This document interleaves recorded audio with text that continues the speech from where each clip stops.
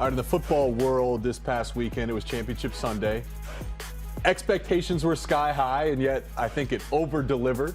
The joy of victory, the pain of some losses. We now know it's going to be the Chiefs versus the 49ers in the Super Bowl. Real quick, what's your thoughts on that? I think it's going to be a hell of a game. Felt like the Niners were really in control of the NFC for a lot of the year, so that makes a ton of sense there. The Chiefs are an intriguing one because it was up and down all year long, but we said they got that man Patrick Mahomes, they got Travis Kelce, and those two could probably will you to victory in the playoffs, and that's exactly what happened. And that the Chiefs defense deserves more credit. Yes. And Mahomes playing within the team is, I think, what makes him so special. No doubt. Niners did control the NFC, but the Lions felt like the team of destiny. And even yesterday, because I want to ask you this, blew a 17-point lead. I'm not even a Lions fan, and it's a gut punch even to review that right now. Was there a loss in your career that you remember that gut-wrenching where you were up, you had it, and you lost it? I played for one of the biggest choking franchises in the history of the NFL in the Chargers. So, of course, we blew some big leads. Two of them my rookie year, as a matter of fact. We were playing Kansas City. We had a 21-point lead in that game, and we lost the game. We were also playing New Orleans, same season, had a 13-point lead, and we lost the game. It's what we did. We were choke artists. Well, help is on the way per someone from our blue corner. We're lending him to you, Jim Harbaugh. This is the red corner, blue corner. It's a gut punch to go down memory lane. We were up 17-7 against you guys in Columbus in 2016. Threw a pick six in our own end zone. Bro, I remember watching that game, and it was a freaking nail biter. Didn't have to be, but it was, and that's football, and that's what makes it great. And that's what makes us excited to welcome you guys into another edition of Red Corner, Blue Corner. That is the national champion, Ohio State team captain, Joshua Perry. And that is Jake Butt, the Michigan Wolverine, two-time All-American Mackey Award winner, team captain, all of the accolades, he owns them. And you guys are a part of us, and we ask you to join us by scanning the QR code and submit your content. Also, give us a follow at Instagram at @redcorner_blue corner. We love to interact with you guys and help you guys be a part of our show. All right, you want to talk about some news out of the blue corner? We need to talk about some news. We got some stuff we need to purge. Because Friday, it was announced that Sharon Moore is Michigan's next head football coach. That was no surprise to us. He takes over a national championship program. I see what you did trying to fill the shoes of Mr. Jim Harbaugh. It's a task that he didn't shy away from, talking about it during his introductory press conference. Pressure busts pipes, but I think we're going to prepare. We're going to have a tough physical team that'll be ready to compete. I trust our players. I trust our staff. I trust our coaches. I trust this university, this backing, and know the type of kids that we have here, know the type of staff that we have here. So excited about the challenge. All right, so there was Sharon Moore, the new head coach at Michigan. I think you and I both believe that he is a guy who is well suited to do this job. But there's a lot of turnover happening within that program right now on the coaching staff side, and we got the news this morning that Ben Herbert, the strength coach that many have credited with Michigan's turnaround, or at least partially having his hand in that in terms of the culture, is departing. He's going to L.A. with Jim Harbaugh as well. So I get in the group chat this morning for this show, and I see one Jake Butt say, is Michigan in a worse spot than 2015 when Jim Harbaugh took over? And I said it's blasphemous. It's a dumb question. I'm not going to entertain it. But Jake, trying to make the argument, so the floor is yours. Okay. So first, the reason I presented this question is because I want to be realistic about what Sharon Moore is inheriting as a head coach. I believe in him, and I can't wait to see what he does. But I do believe it's going to take some time because the context of, yes, they are the national champions of last year. The context of what he's inheriting is very interesting. Michigan's going to have they're going to set a record. The 2023 Michigan team is going to have the most players selected in a single NFL draft since the NFL draft started. They're losing a lot of talent. They're losing their head coach. They're losing their defensive coordinator, the second defensive coordinator they've lost since they started this run. They're losing their strength coach in Ben Herbert, who we both say played a huge part in turning the culture around and the program around. Now, I see what you're saying. Hey, this isn't 2015. Because one of the biggest ceilings that Michigan had to break through was beating your rival, winning a conference title, and it's no easy task to win a playoff game and win a national championship. Sure. All those are big milestones. But Sharon Moore now has to walk this walk as he starts the beginning of his head coaching career. In 2015, we hadn't beat our rival. I understand where the program was, but we returned a bunch of talent, a significant transfer portal quarterback. We had a proven head coach who's won everywhere he's been, bringing in his hand-picked NFL coordinators. I present the question because though we were 5-7 in 2014 when Jim Harbaugh got there, and though Michigan is coming off a national championship team, I think Sherrone Moore has his work cut out for him for what will be on this team next year. Yeah, I'm not going to disagree with that. I do think that there's work cut out for him. I think that they have lost some momentum with some of the changes here, but I cannot say that they're in a bad spot. One of the things that you said was we cannot call Sherrone Moore a third base coach, which is what people like to call Ryan Day. Can I present to you some facts about Ryan Day when he took over at Ohio State? So I just want to make this clear. So Ryan Day takes a job at Ohio State. He's got to replace a wide receiver coach who was fired. So they bring in Brian Hartline. Obviously, he turned out to be a pretty good coach, but the dude was a rookie at the time he took that. Then they had to find a quarterback coach, offensive coordinator. Then they had to get a new defensive coordinator in because Ryan Day had to fire the old defensive coordinator, part of his staff. It means a new linebacker coach, a new secondary coach. Taking over a team 5 seasons removed from their championship, 3 seasons removed from their last CFP appearance where they got blown out, 31-0 by Clemson. Don't forget about that. They got blown out the previous year by Purdue. That was a 49-20 score. They nearly lost to Maryland in overtime. That was a 52-51 score. See, a lot of points were given up because the defense that year was 71st nationally in total defense. They were 50th in scoring defense. They improved to number 1 in total defense in 19, Ryan Day's first year, and improved to number 4 in scoring defense in 2019 in Ryan Day's first year. He had to replace a quarterback that had one of the best statistical seasons we had ever seen in the Big Ten. 50 touchdowns, a guy who was a Heisman finalist, and a guy who was a first-round pick. Shout out to Dwayne Haskins. May you rest in peace. So we call that man the third base coach. It wasn't like Ohio State was coming off of the championship. Everything was ready-made. There were some issues. And I'm not saying they were big issues. I'm not saying they were insurmountable. And I'm not saying Ryan Day didn't inherit a phenomenal situation where maybe he hasn't maximized it at this point. But we're not going to sit here and act like the situation that Ryan Day inherited was like 1,000 times better than what's going on at Michigan. I would say Sherrone Moore is walking into a spot where certainly he has to make some staff changes. Ryan Day did as well. You know how many dudes on that defense are coming back that anybody would want to have? You got a couple guys in that safety room that are ballers. You got the best corner in college football. You might have the best interior defensive line in college football. You also got a running back who is extremely talented, has not been consistent, very talented. And I told you how I feel about Colston Loveland, potentially best tight end in the country. Well, I mean, yeah, you're a head coach. These are things head coaches have to do. You got to hire the staff. You got to replace some guys. Like, departures are natural. You got to make sure that the people stay on the roster. These are things all head coaches deal with right now. I am not going to entertain the fact that Sherrone Moore isn't walking into a situation that many coaches would want to have. These are good problems to have. You can hire and retain and attract just about anybody at the University of Michigan. He's making $5.5 million a year. They were getting ready to pay the other guy $12. They got plenty of money to go out and get the coaches that you need.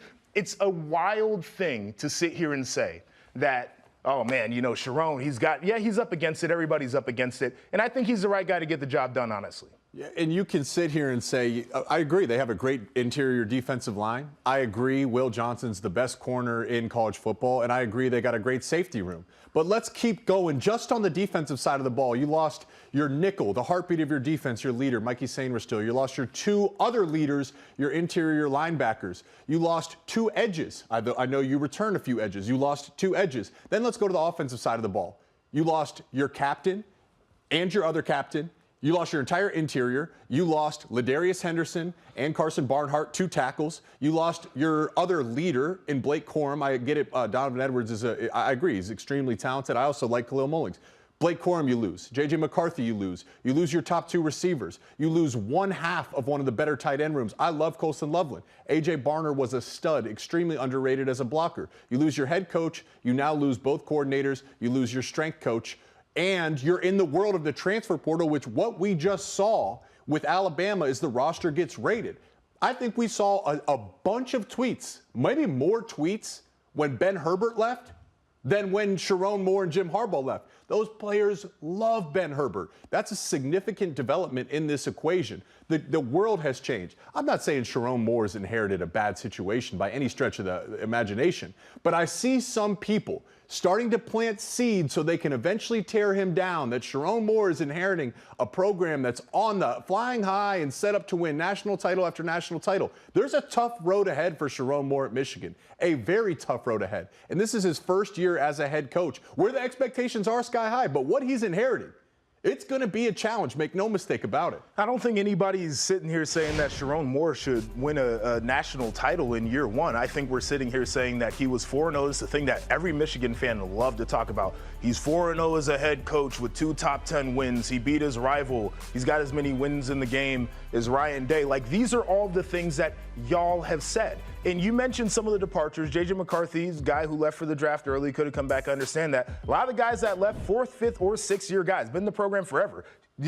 All I heard about was depth all year long. So there should be some guys developed, ready to go behind them. Yes or no? Like, you played a million guys because some of these games were out of hand. And so, like, again, I think Sharon Moore is entering a situation where maybe there are unknowns. These are also guys who had an inordinate amount of reps for dudes who aren't starters. So he should be fine from a roster standpoint. Quarterback is going to be a question. It was a question for Ryan Day. Thing I didn't put down on here. You had Dwayne Haskins, 50 touchdowns, walked out the door. What did Ryan Day do? He went and got another one, found a Justin Fields who ended up being a first-round pick and a Heisman finalist. So you have the opportunity to do these things too if you're the University of Michigan coming off of a national title. It seems like something you should be able to do. Like, I think there's so much momentum that you can capitalize on as a program, and I understand it's not the guy who was there. But everybody told me, all the dudes in that locker room love Sharon Moore, and I believe them. You know who the best recruiters are in the program? The guys on the damn roster, because you get the recruits on campus and you let them talk to the players in the locker room, and if they vouch for Sharon the way that everybody has been vouching for him, which he deserves to be vouched for, then you get the guys that you're looking for. Okay. First off, you're right. He does have momentum. And it is his responsibility to go find a Justin Fields at that point. Like, that is now the challenge of a head coach. That is what he has to do. And you're right, Sharon Moore, 4-0 as a head coach.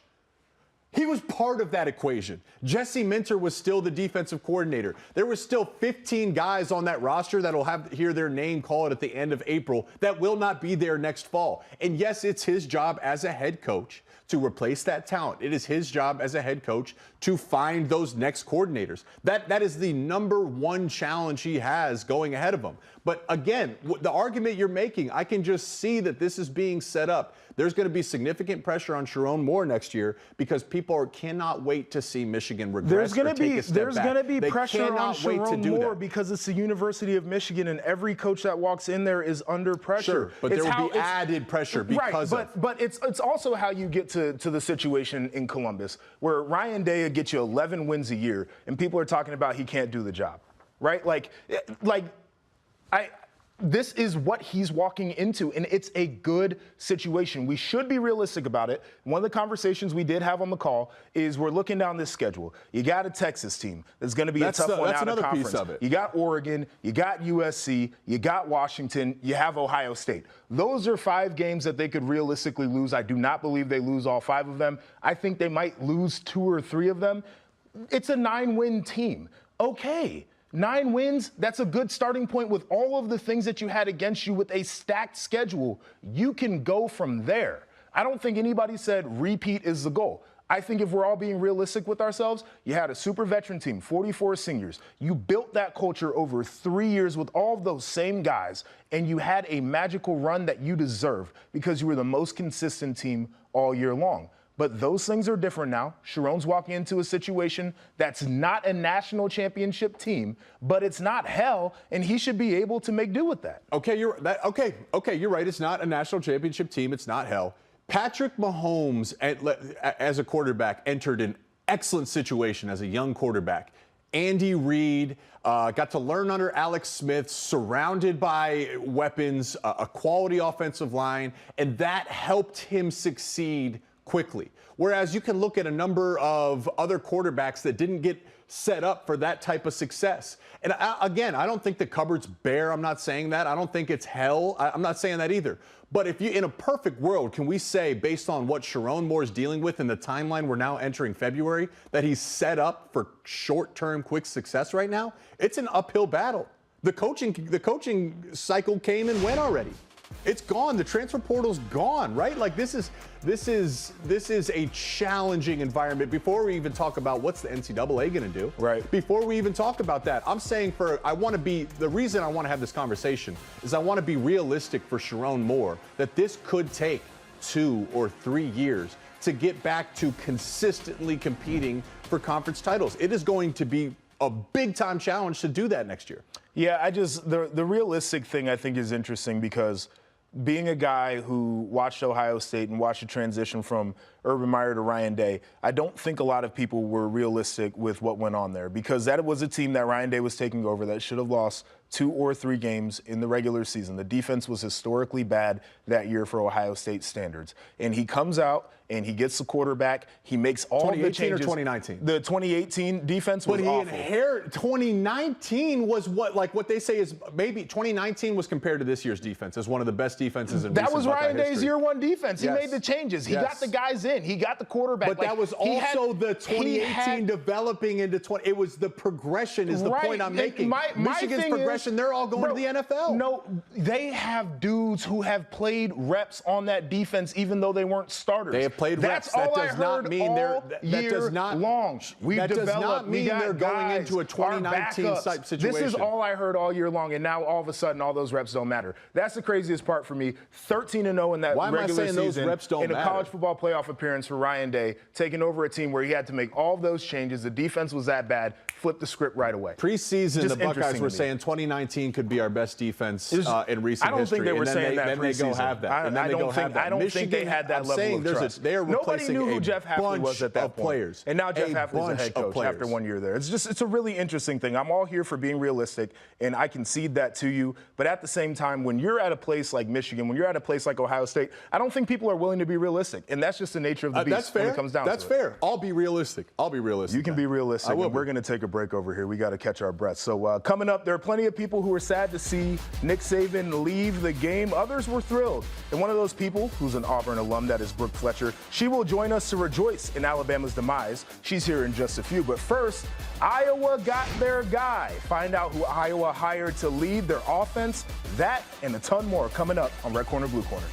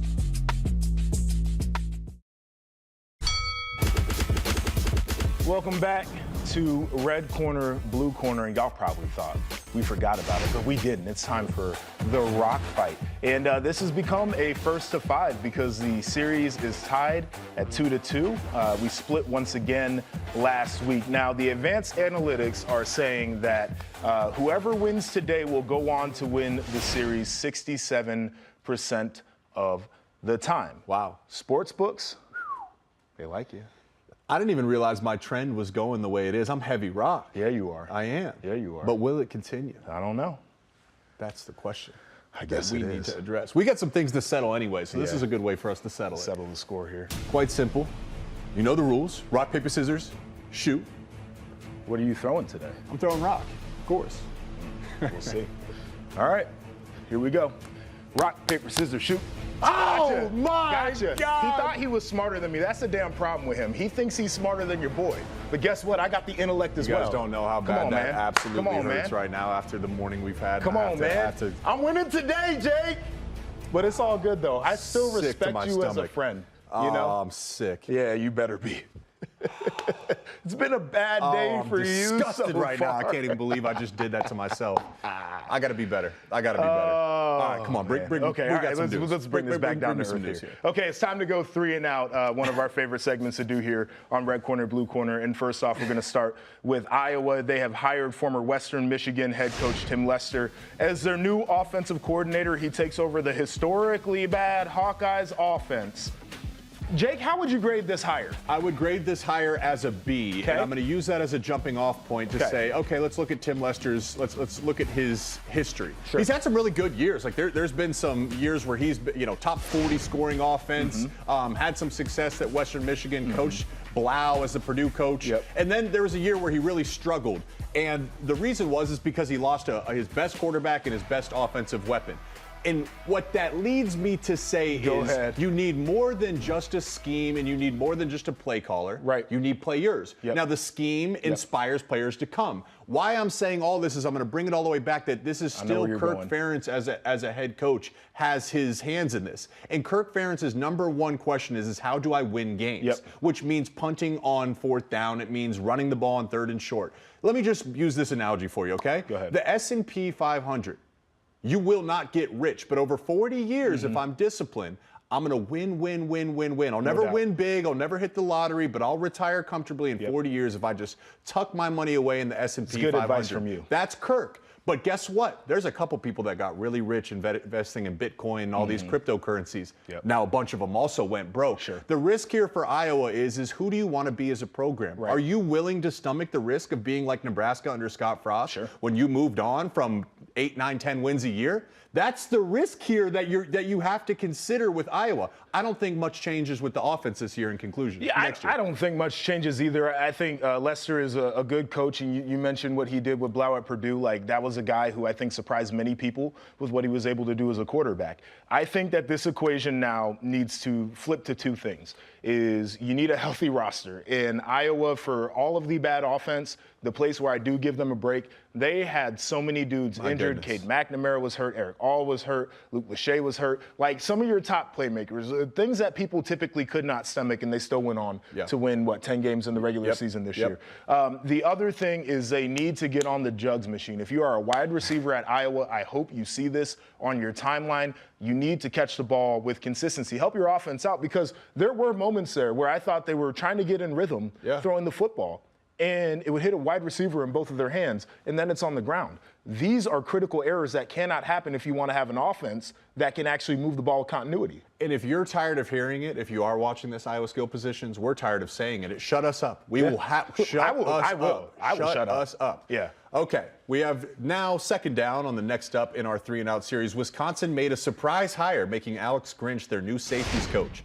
Before his current gig in Madison, Grinch has been the DC for, most recently, USC, then Oklahoma, Ohio State, and Washington State. I'm going to ask you the same question, JP. Can you grade the hire? Yeah, as a safeties coach, I think this is around a B minus, Some people might think it's a B+. Here's the reason why. If he's not calling plays, I'm perfectly fine with Alex Grinch. I've talked to a lot of people in the business. They loved what he did at Washington State. It's how he got to Ohio State. I got to know him a little bit while he was at Ohio State. Defense certainly was not up to par in that 2018 season. As we were It's the talking. reason why he was out the door. And then he spent some time with Lincoln Riley at Oklahoma and USC. But the thing that I kept hearing is, well, I think Alex is a really good coach. Alex is a really good coach. Alex knows what he's doing. Alex is a really good coach. The guy is a good ball coach. He can coach safeties. He knows defense in and out. He knows how to teach the fundamentals. Certainly have to put an emphasis on tackling, but a Luke Fickell team is going to be a good tackling team. He's just not a great play caller is what I think it comes down to. And that is an art and a science and a skill and all of those things. This is probably one of the best things that could happen for him is to just be back and just to be coaching safeties and not have that responsibility on his plate.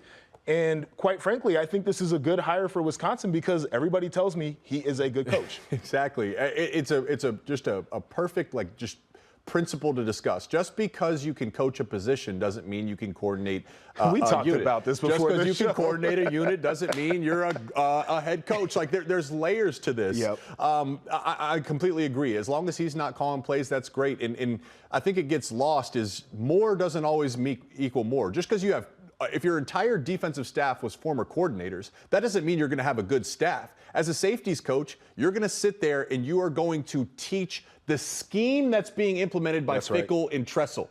Sounds like, per your knowledge, JP, he's a good coach. They better tackle. Because that did not look good out there in the Big Ten. You better dang tackle. They got to be a good tackling team. I'm totally there with you, but I don't hate this hire. I know people wanted to make jokes. Guy's a good ball coach. Urgent in Madison. They got to get it figured out. Okay, lastly on 3 and Out, it's Senior Bowl week, and plenty of eyes will be on the Bo Nix and Michael Penix Jr. quarterback position. So who will make the better NFL prospect? I struggle with this one.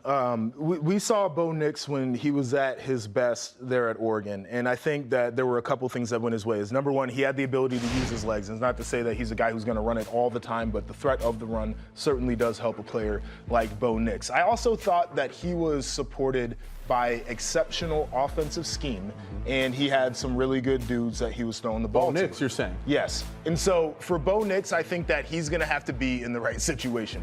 I say the same damn thing about Michael Penix Jr. Okay. He had some of the best wide receivers, probably the best wide receiver room in college football this year. I thought that the offensive scheme from Ryan Grubb there was phenomenal. That guy knows how to call some damn plays.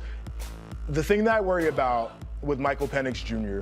is I feel like he fades a lot in the pocket. Like he's an arm thrower, no doubt. Lower body's not there. The reason he does that is he's been so banged up. I just don't think he wants people like, point. like hitting him near his legs as he's getting into his throwing motion.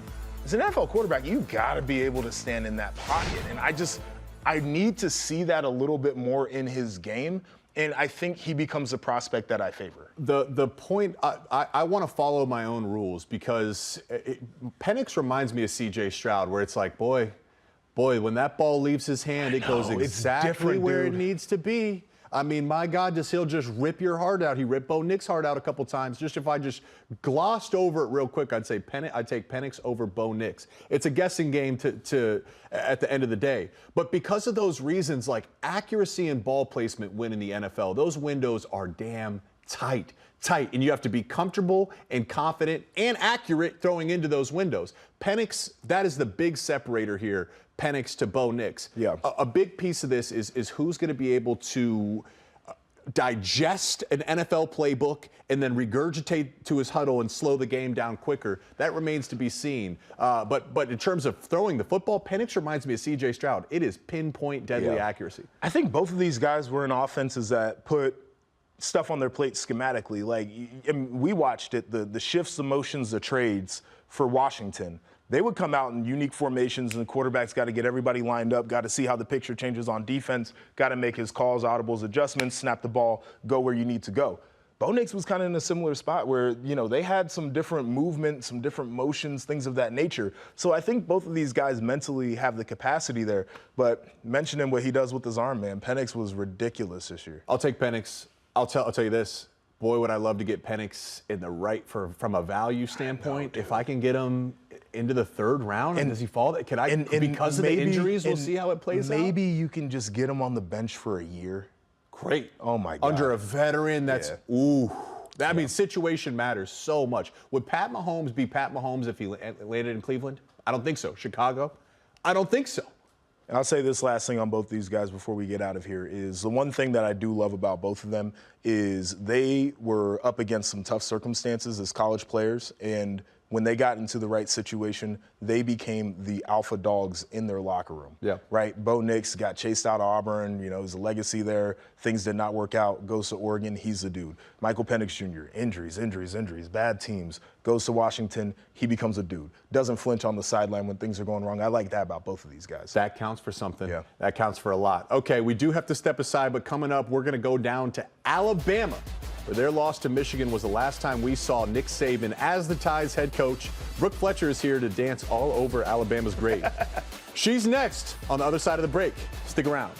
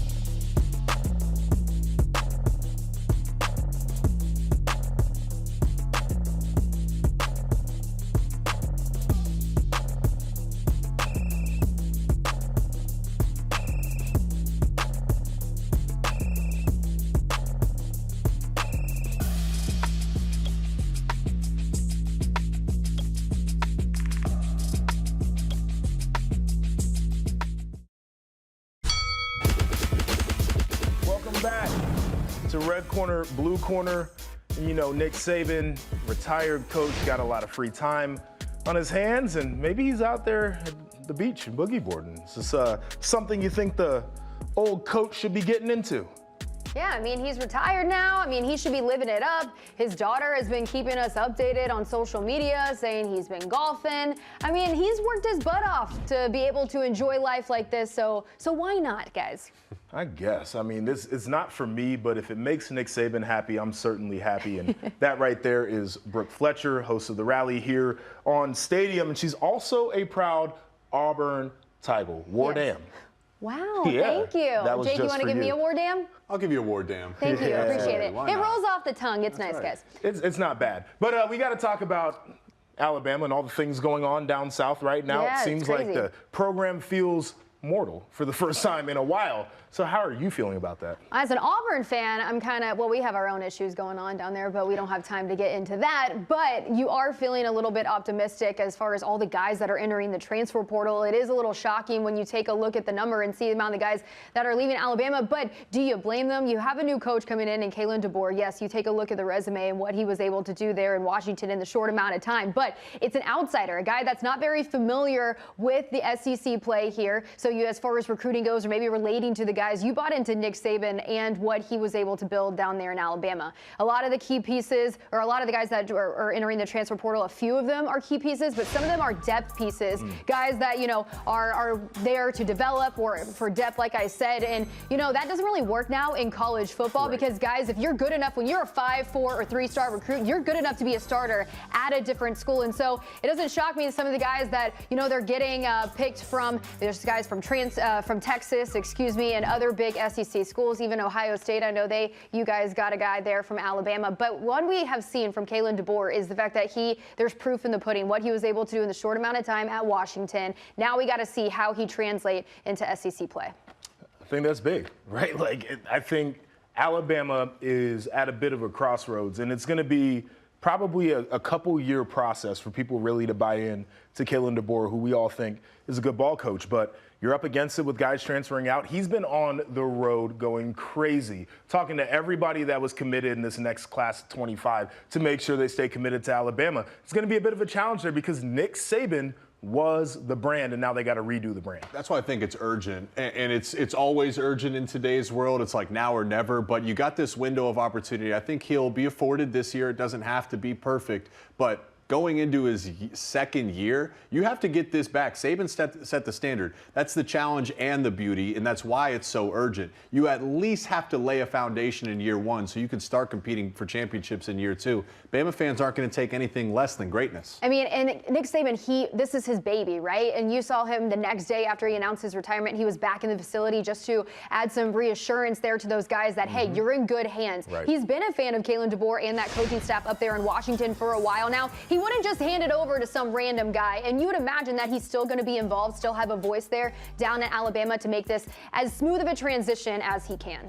I think it's tough, though, real quick, because you want to have Nick Saban around for the wealth of knowledge. But if I'm Kalen DeBoer, I don't need him around entirely too much because I don't want people to be like, I wish we had the old guy. It's got to be his thing. Exactly. It's got to be his thing. Well, we've talked a lot about rivals. It's been battling all day. It's Ohio State, Michigan. It's Auburn, Alabama. So, Brooke, with you joining us, we figured let's get the battle board up. But first, before we get into it, you have to pick your opponent. Meaning, who are you going to go against, JP or myself? Okay, well, I was trying to scout out to see who's lost the most, but apparently you guys haven't played this game too often. JP, I've lost too many times to him, so I'm sorry, Jake, I'm going up against you. All right, let's do it. Here we go. Do we stand here? Oh, no. We'll get All right. set up. All right, battle board time, people. And our category for today includes new Pac-12 teams. Which Big Ten programs have the most followers on TikTok? Of the new teams. Of all of the teams, but it includes the teams that are coming in. Oregon. Okay. But I feel like they would be good at TikTok. Are we shotgunning here? Oh, Or I do guess. I don't know. Ohio State. Bingo. I should have known. TikTok program, as they call it up north. Oh, you're right. Duh, Brooke. Michigan? Sure. All right.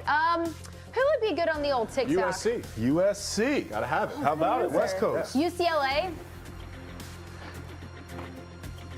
Hey! Penn State.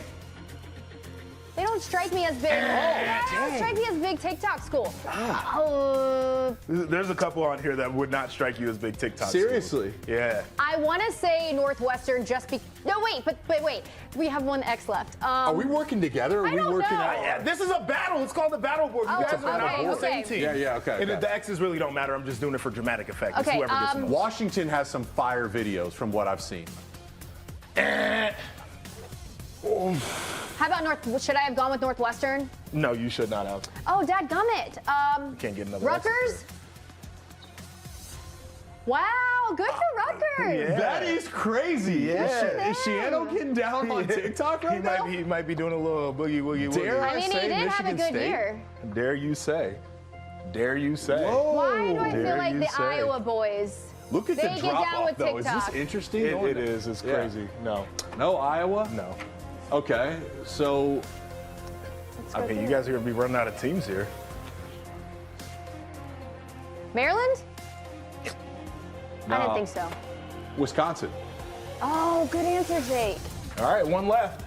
PJ Fleck seems like a Tic Tac Nebraska. guy. We know the Nebraska fans love the Yeah, we do. Look at that. I don't know Oh, who won. The man. Huskers are proud. That's They a good are guess. proud That's a good fans. guess. Dennis, You're a big do fan of you Lincoln, have the too. winner? Jake wins. I win? Because of Ohio State, he got the top one. Ah, yeah, dang y'all it. were Sorry, split Brooke, on you that. thought you had Alright. an easy win. Put I it got there. Brooke, you Good job. cannot buy a win on these games. You're right. I got to step my game up. We're going to work on Hey, this. shout We're out to gonna your train. boys, Well, I man. wanna It's all that beat you dance is paying anyways. off. Bro, I'm going to punch you. Shout out to your That's boys. It's really not What do you funny. mean? All right, we're going to take a break here. Coming up, we catch up with Illinois Just said he was football. gonna punch you. Could year 4 be the last for Brett Bielema? That's a hell of a question. We'll break it all down coming up on Red Corner, Blue Corner. Yeah.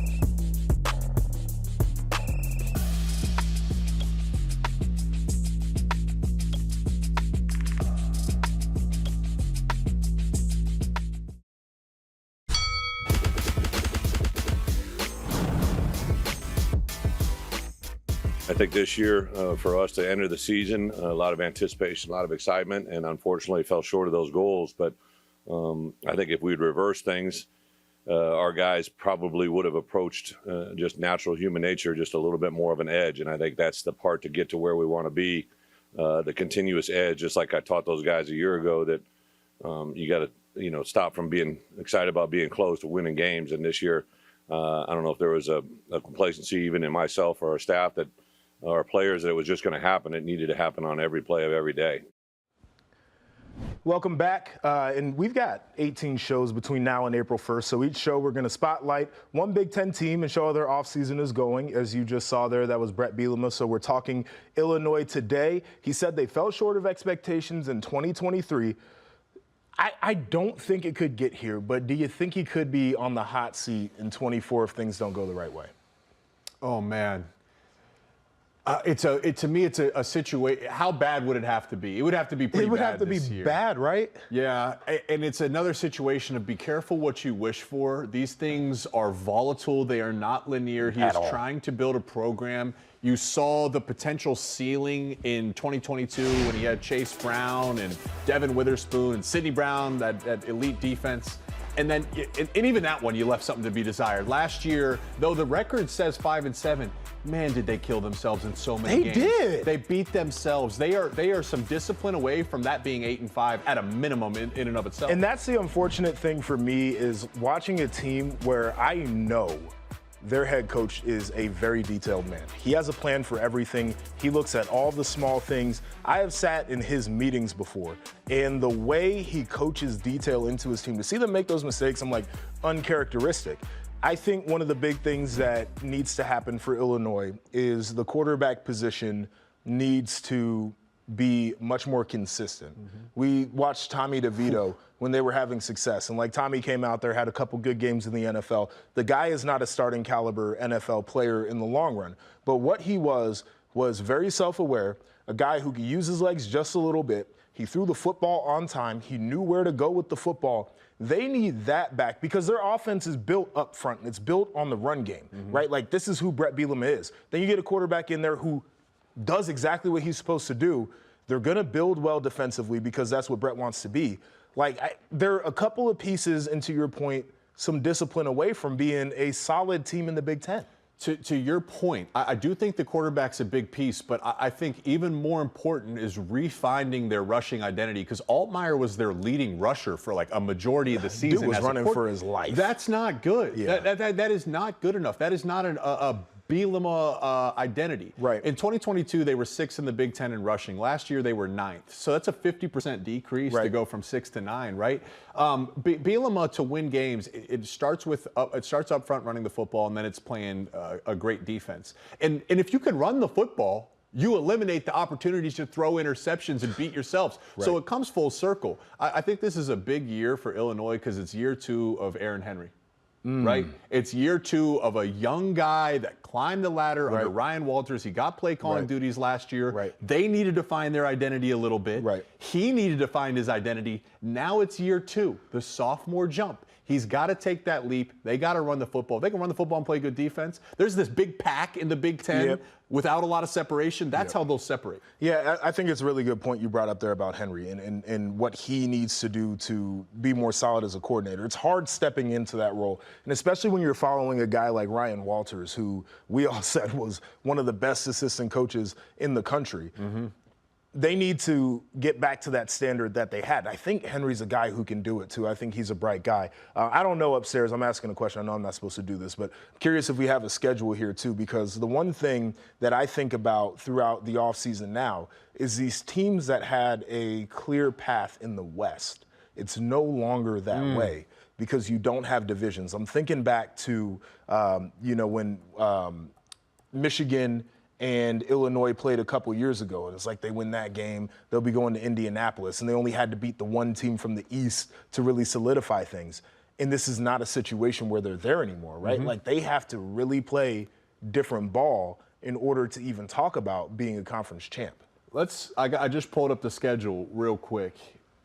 So here's your first 3 games. You're out of conference. I think these are so important for these teams to build momentum, so important, and to find out who you're going to be. So you open the season at home versus Eastern Illinois. Okay. Then you got a rematch with Kansas.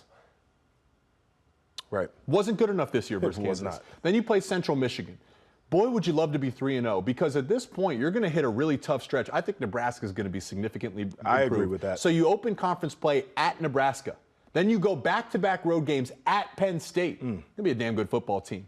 You got Purdue, so you're refacing Ryan Walters, but then you got Michigan and Oregon. That's a really tough stretch. You have got to be completely clean in your out-of-conference to give yourself momentum going into that schedule. That out-of-conference is tricky, too. And you mentioned what they did last year against Kansas. I know Kansas has been the butt of people's jokes in college football. That is a much-improved program. They are to be taken seriously. People believe that they can win the Big 12 this year. So this is not a cakewalk, and I think it's actually a really good measuring stick for an Illinois team early on in the year to figure out what exactly they can be. And if they do have glaring glaring issues early on to identify those and get them better so they can be a better team down the stretch. There's a hole to be filled, literally and figuratively, as Johnny Newton's probably going to be a top 20, maybe top 15, maybe top 10 draft pick. Brett Bielema in our meetings last year said he's coached some all-time greats. He said no one affects the game as much as Johnny Newton did when he was on the field.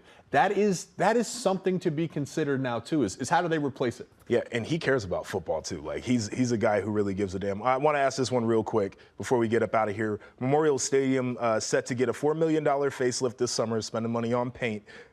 Did you play there? Never played there, no. Okay, but you broadcasted there. I've broadcasted there, yes. Okay, I've played there and I've broadcasted there. What did you think? Where does it rank among Big Ten stadiums? When I got them in 2022 when they were rolling a little bit, and I got them Illinois, Iowa at night, and I loved the environment. It was an awesome, awesome game. Last year, it was tough. It was tough. They're somewhere in the middle. I just want to see them win because then everything else is more fun. How about you? Yeah, I would say probably middle of the pack. Like, it certainly wasn't the worst I played at. Certainly wasn't the best I've played at, both like actual facility and environment-wise. But I'm with you. I would like to see them as a good football team this year. I just like Brett Bielema too. I do too. I think he's a good coach. So, okay. Coming up, guys, we do have to take another break, but the big game is set. Find out what Big Ten names will be making their way to Las Vegas in 2 weeks. That's on the other side of the break.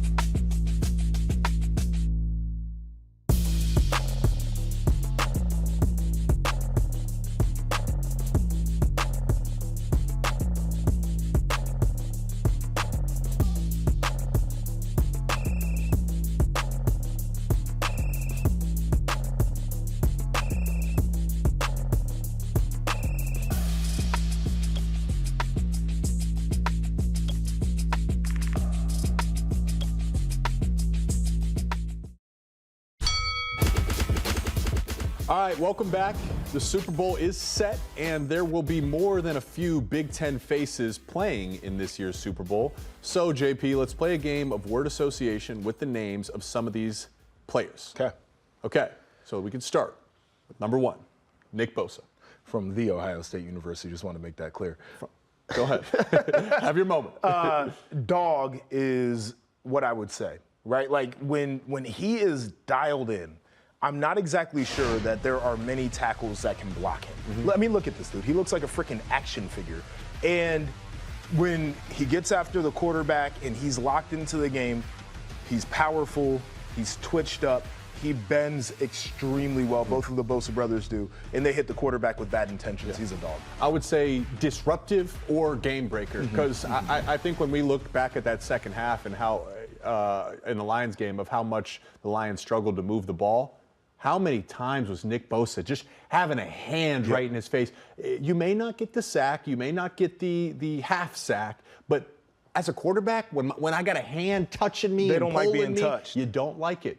And you subconsciously, it's like a shooter, you know, like if you get touched on your shot, you don't like having someone in your face. And the great pass rushers, they find a way to affect the game even if they're not getting the sacks. Okay, I want to ask you about this next one. I'll let you go first on George Kittle there.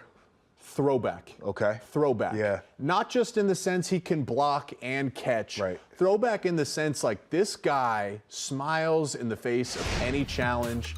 He's been beat up in his career, and yet he continually rebuilds himself. Quiet first half.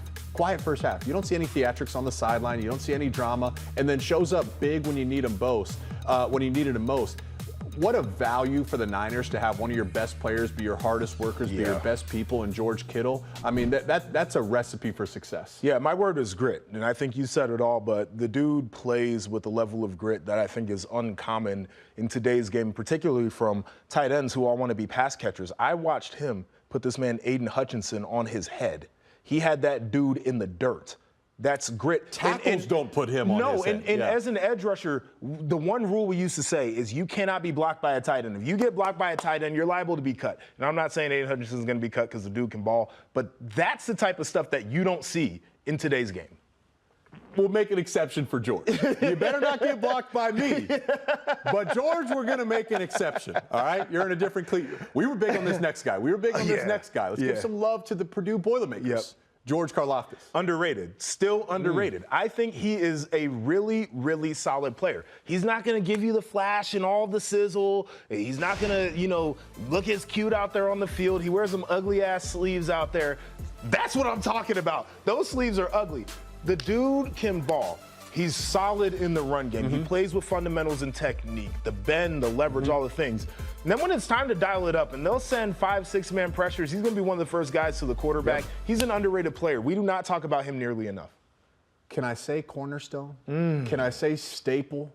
Can I say decade-long? Like I could just see Karlaftis as a decade-long staple. You never have to worry about him. You're exactly right. He can play every single down. He's going to rise to the occasion in the biggest moments. He's never going to be offsides in the biggest moments. He's not going to be penalized. He's going to do exactly what you need him to do. He's kind of like Aiden Hutchinson. Sure. He's kind of like Aiden Hutchinson. He is a big piece of their defense. Okay, so we're going to skip the kicker here because I don't care about kickers, but we're going to go as Isaiah Pacheco for the last one. Young man out of Rutgers. What you got? Pitbull. Yeah, I think his emergence is a big key to why the Chiefs have had success this year. We'll talk about Mahomes. He's a freaking stud, though. Yeah, I'm going explosive on this one. He's explosive in the run game. I've watched him slip through cracks that most running backs can't do. You can throw it to him out of the backfield, and when he gets some space, he can run away from you. Dude is explosive. He has the ability to change the game. And I agree with you. It's Mahomes, it's Kelsey, but Isaiah Pacheco is right there in that conversation. The evolution of the Chiefs. Run the ball and play defense. Mahomes will be Mahomes. I love that. That'll do it for us right here on Red Corner, Blue Corner. For Jake Butt, I'm Joshua Perry. Thursday is when we'll see you again.